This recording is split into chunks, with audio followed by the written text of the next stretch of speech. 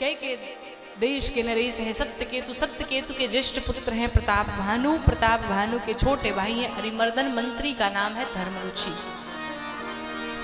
जो प्रताप भानु इन्होंने अपने जीवन में ब्राह्मणों को खूब दान दिया, खूब गौएं दान दी, खूब यज्ञ किए। कथा तो बड़ी विस्तृत है, लेकिन इस कथा का सार यही कि जीवन में क्षण भर की अगर कुसंगति की प्राप्ति हो जाए तो आपके जीवन की दशा ही बदल जाएगी, आपका जीवन ही व्यर्थ हो जाएगा। कैसे? प्रताप भानु पूरे जीवन इतनी तपस्या किए, इतने दान किए, लोगों की इतनी सहायता की, लेकिन बीच में एक कपटी मुनि का संग मिल गया जिसका नाम है एक तनु। क्षण भर की कुसंगति मिली, आया और ब्राह्मणों के भोजन में मांस मिला दिया। और जैसे मांस मिला या आकाशवाणी हुई, हे ब्राह्मण देवता, आप जिस भोजन को ग्रहण करने जा रहे हैं उसमें मांस मिला हुआ है। अब ब्राह्मणों ने कुछ देखा नहीं, तुरंत श्राप दे दिया प्रताप भानु को, हमारे भोजन में मांस मिलाया, जाओ पूरे परिवार कुल खानदान सहित राक्षस बन जाओ। जबकि अपराध प्रताप भानु का नहीं था, प्रताप भानु दुष्ट एक तनु का था, लेकिन संगति के कारण, कुसंगति के कारण इनको ये फल भुगतना पड़ा। इसलिए कहते हैं जीवन में दो ही लोग हों आपके जीवन में, दो ही मित्र हों आपके, लेकिन ऐसे हों जो अच्छे हों, जिनका व्यवहार कुशल हो, जो मंगलाचरण करते हों, जो संस्कारी हों, जो सत्कार करने वाले हों। आपको अगर अच्छे लोगों की संगति में रहते हैं, चाहे आप जितने भी बुरे रहें, लेकिन फिर भी आपको अच्छा ही कहा जाएगा। लेकिन बुरे लोगों के साथ अगर रहते हैं, आप चाहे जितने भी अच्छे हो, लेकिन आपको बुरा ही कहा जाएगा। और एक ना एक दिन वो संगति का प्रभाव निश्चित रूप से आपके ऊपर पड़ जाएगा।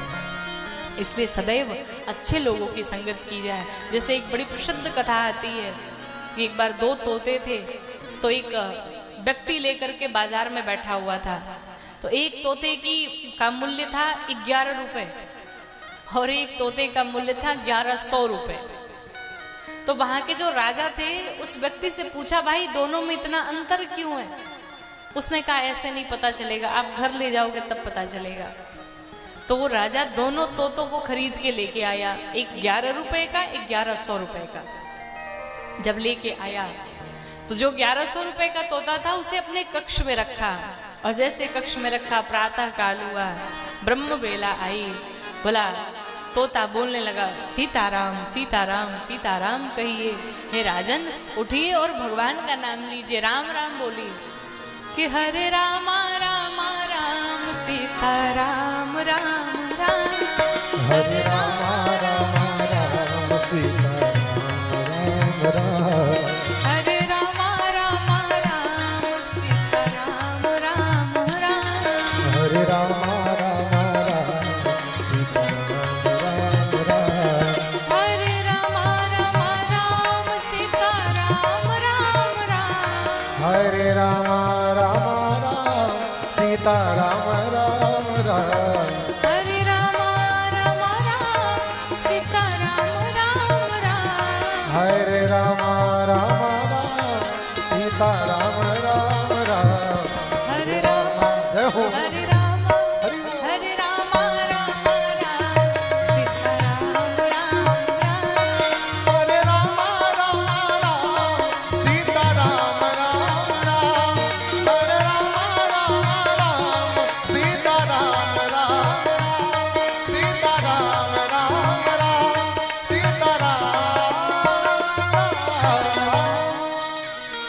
राजा ने जब सुबह सुबह सुना कि ये कितना प्यारा तोता है, राम राम बोलता है, सीताराम बोलता है, सुबह होते ही बोलने लगता है, बड़ा खुश हुआ। कहा अब पता चला इसका मूल्य 1100 क्यों था। अच्छा, दूसरे दिन जो मात्र 11 रुपए का था उसे लेकर के आया कक्ष में रखा, और जैसे ही सुबह हुई 4 बजे सुबह के, लगा गाली देने। जितनी गालियां थी सब दे डाला राजा को। अब राजा की हालत खराब सुन के सुबह सुबह गाली, राजा को बड़ा क्रोध आया। कहा आज तुझे मृत्यु दंड दूंगा, मार डालूंगा तुझे। अरे उल्टे किसी ने बात नहीं की हमसे आज तक और तू गालियां देता है मुझे। जब पहले वाले को पता चला, उसने कहा सरकार मेरा छोटा भाई है, इसे छोड़ दो, मृत्यु दंड मत देना। राजा ने पूछा, एक बात बताओ, तुम दोनों भाई ही हो, पर दोनों में इतना अंतर कैसे है? तुम सीताराम बोलते हो, ये गालियां सुनाता है। उस तोते ने कहा, सरकार, एक बार हम दोनों उड़ते उड़ते जा रहे थे, कहीं मेले में पहुंचे और हम दोनों बिछुड़ गए। ये कहीं और चला गया, मैं कहीं और चला गया। मैं पहुंच गया उड़ते उड़ते संतों के पास, तो सीताराम बोलने लगा, और ये उड़ते उड़ते पहुंच गया चोरों के पास, इसलिए गाली देने लगा।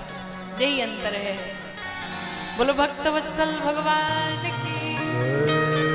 तो वो संतों के पास गया तो सीताराम कहने लगा, वो चोरों के पास पहुंचा तो गालियां सुनाने लगा। यही अंतर है कि अच्छे लोगों की संगति की जाए। आप चाहे जितने भी अच्छे हों, लेकिन अगर बुरे लोगों के साथ में रहते हैं तो निश्चित रूप से आपके जीवन में वो प्रभाव पड़ेगा।